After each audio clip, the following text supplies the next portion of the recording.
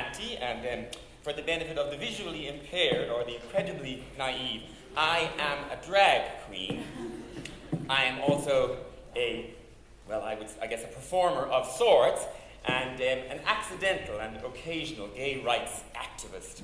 As you may have already gathered, I am also painfully middle class. My father was a country vet. I went to a nice school, and afterwards I went to that most middle class of institutions, an art college. And although this may surprise some of you, I have always found gainful employment in my chosen field, gender discombobulation. So the kind of grinding, abject poverty that we saw so powerfully on stage tonight is something that I can thankfully say I have no experience of. But I do know a little something about oppression, or at least oppression is something that I can relate to. Now, I am not, of course, for a minute going to compare my situation to Dublin workers in 1913, but I do know what it feels like to be put in your place. Have any of you ever been standing at a pedestrian crossing when a car goes by and in it are a bunch of lads, and they lean out the window as they go by and shout, "Fag," and throw a milk carton at you? Now, it doesn't really hurt. I mean, after all, it's just a wet carton, and in many ways they're right. I am a fag. So it doesn't hurt, but it feels oppressive. And when it really does hurt is afterwards, because it's afterwards that then I wonder and worry and obsess over, what was it about me? I mean, what did they see in me? What was it that gave me away? And I hate myself for wondering that. It feels oppressive, and the next time that I'm standing at a pedestrian crossing, I hate myself for it, but I check myself to see what is it about me that gives the gay away, and I check myself to make sure that I'm not doing it this time. Have any of you ever come home in the evening and turned on the television, and there is a panel of people, nice people, respectable people, smart people, the kind of people who probably make good neighborly neighbors, the kind of people who write for newspapers, and they're all sitting around and they are having a reasoned debate on the television, a reasoned debate about you, about what kind of person you are, about whether or not you're capable of being a good parent, about whether you want to destroy marriage, about whether or not you're safe around children, about whether or not God herself thinks you're an abomination, about whether in fact maybe you are intrinsically disordered. And even that nice TV presenter lady that you feel is like almost a friend because you see her being nice on TV all the time, even she thinks it's perfectly okay that they're all having this reasoned debate about you and about who you are and about what rights you deserve or don't deserve. And that feels oppressive. Have you ever been on a crowded train with one of your best gay friends, and inside a tiny part of you is cringing because he is being so gay? And you find yourself trying to compensate for his gayness by butching up a little, or by trying to steer the conversation onto safer, straighter territory. And this is you who has spent the last 35 years of your life trying to be the best gay possible. And yet there is still this small part of you that is embarrassed by his gayness. And I hate myself for that, and that feels oppressive. And when I am standing at a pedestrian bloody light, I am checking myself. Have you ever gone into your favorite neighborhood cafe with the paper that you buy every day, and you open it up, and inside is a 500-word opinion written by a nice middle-class woman, the kind of woman who probably gives to charity, the kind of woman who you would be totally happy to leave your children with? And she is arguing over 500 words so reasonably about whether or not you should be treated less than everybody else, about arguing that you should be given fewer rights than everybody else. And when you read that, and then the woman at the next table gets up and excuses herself to squeeze by you and smiles at you, and you smile back and nod and say, no problem, and inside you wonder to yourself, does she think that about me too? And that feels oppressive. And you go outside and you stand at the pedestrian crossing and you check yourself, and I hate myself for that. Have you ever turned on the computer and you see videos of people who are just like you in countries that are far away and countries that are not far away at all, and they are being imprisoned and beaten and tortured and murdered and executed because they are just like you? And that feels oppressive. 3 weeks ago, I was on the television, and I said that I believe that people who actively campaign for gay people to be treated less or treated differently are, in my gay opinion, homophobic.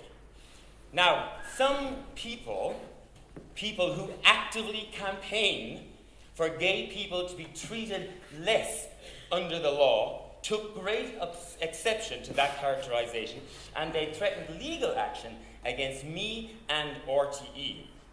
Now, RTE, in its wisdom, decided incredibly quickly to hand over a huge sum of money to make it all go away. I haven't been quite so lucky.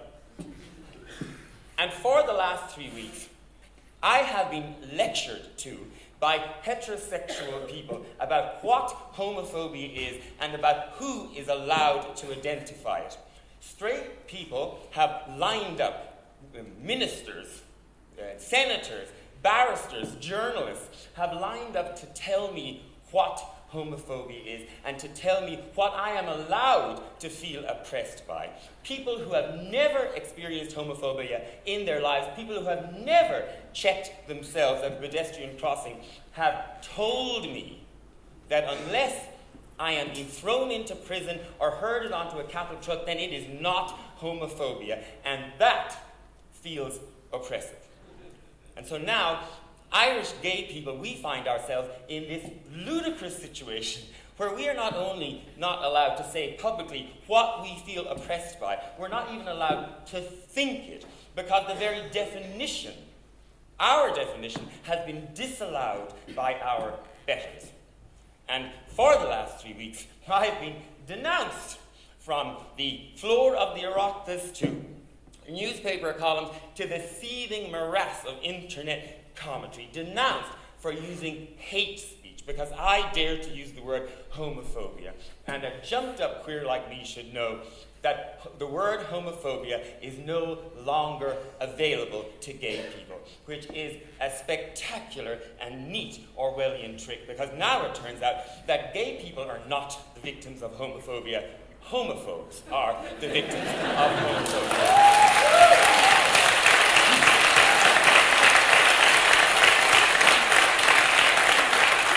But let me just say that it's not true, because I don't hate you. I do, it is true, believe that almost all of you are probably homophobes. But I'm a homophobe.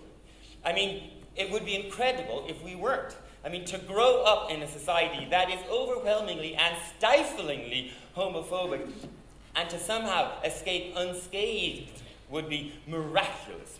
So I don't hate you because you're homophobes.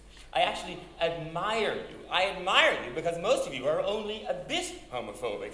And to be honest, considering the circumstances, that is pretty good going. But I do sometimes hate myself. I hate myself because I fucking check myself when standing at pedestrian crossings. And sometimes I hate you for doing that to me. But not right now. Right now, I like you all very much for giving me a few moments of your time, and for that, I thank you.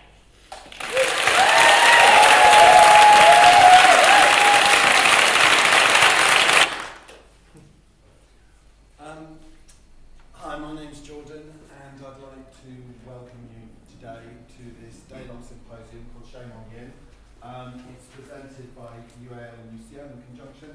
And there we are, there it is there, in case you didn't know. You've probably seen enough of that already.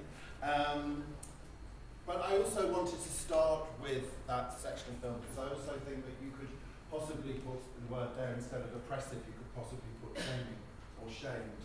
And I think all of us, for whatever reason, have had the equivalent of it standing at that roadside, fucking hating themselves for checking themselves in some way. This day comes from a long-term 3-year project that I did, which was a collaboration between the Freud Museum, Susie Orbach, and the London Gay Men's Chorus. And it started off actually by being a commission from the Freud Museum, and the Shame Chorus, as its final thing, was performed at the Freud Museum, at B-Side Festival, at the London Irish Centre, and finally as a sound installation at Yorkshire Sculpture Park. The reason why I became interested in shame was because I wondered what it would be like to take something which is usually internal, usually not spoken about, and bring it out into a public context and public forum. It was a very complex project, it was a very hard project to realise, and actually working with the London Gay Men's Chorus brought with it its own challenges. One of the biggest challenges actually came from asking members of the London Gay Men's Chorus to actually engage in the topic of shame. I became almost like a pariah in a way, because, and in fact some members wrote to me and said that they thought that what I was doing was irresponsible, and that really the narratives should always be around sort of pride and equality, etc., etc. Now, also within that, I started doing some reading and was interested in what happens when we share our stories, what happens to shame when those stories are shared in community. And so the premise of this was that Susie Orbach was going to conduct a series of psychoanalytic interviews with members of the London Gay Men's Chorus, asking them about times when they'd been shamed in their childhood. Those interviews were then given to a selection of composers, and then a smaller member of the London Gay Men's Chorus, called the Shame Chorus, would then sing them as compositions. And actually, this is a sound installation, will be available for you to listen to by the end of the day. For me, it was also really interesting to see, to have to undergo these battles of actually wanting to call it Shame Chorus as well. The London Gay Men's Chorus wanted to call it, obviously, something which had pride in the title. For me, that was the line which I was not prepared to cross over, and I said, it will only happen if we actually do call it Shame Chorus. And it was also interesting to see this small group of men that got involved in it actually open up to each other, trust what I was doing, and actually to a certain extent own and share that shame, and for it to become, for many of them, a very liberating experience. I'm not going to talk too much more. I'm just going to read out a little bit about the day and the order of the day, and just a little bit more about some of the questions that may or may not be answered. And I'm going to, in order to do this, because I've again, Tom, forgotten my glasses. I'm going to have to wear my, Tom was in the previous lecture that I did where I forgot my glasses once again. So I'm using my very swanky-ish housemates so I can read them. So, it's often said that we live in a blame culture, but it could equally be said that we live in a shame culture. Female bodies are shamed, the poor are shamed, migrants are shamed, people of colour are shamed. Indeed, there seems to be an explosion of shaming practices that dominate the cultural, social and political landscapes of our contemporary world. Though too wide to fully explore in great detail here, this day of presentations discussions and performances explores sexual and bodily shame in relation to theorising ideas around shame, pride and community.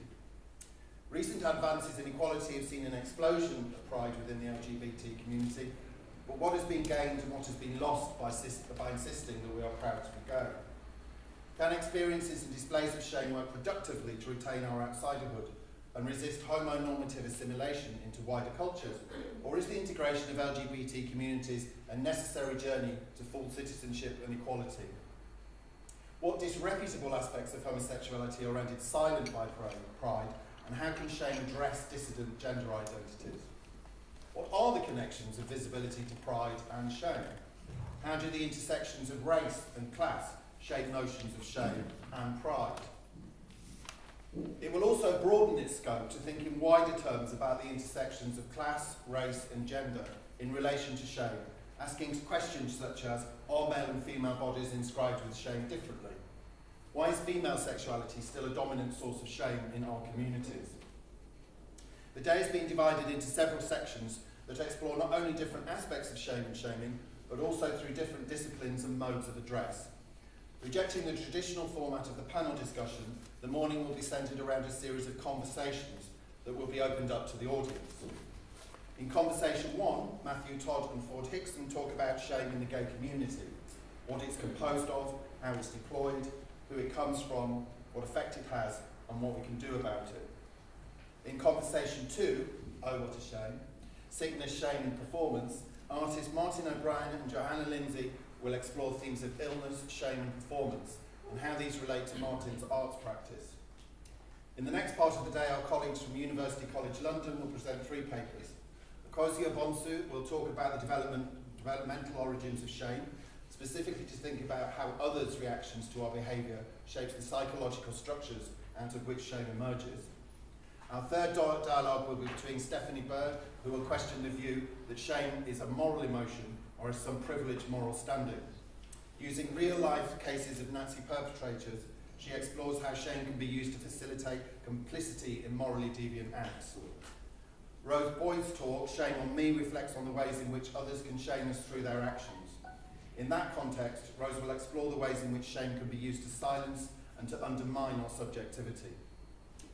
The final part of the day will be presentations by artists Victoria Sin and Katie Bird.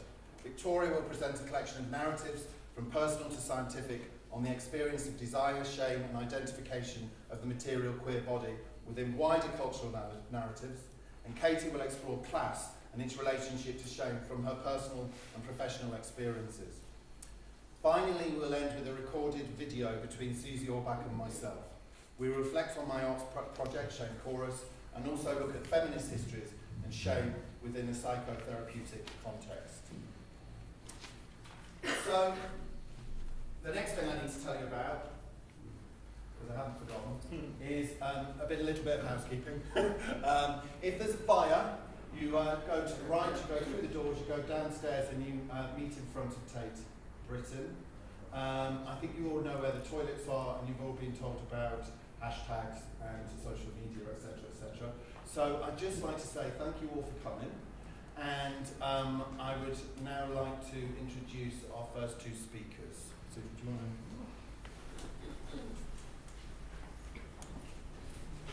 Hello, I'm do you want me to do this?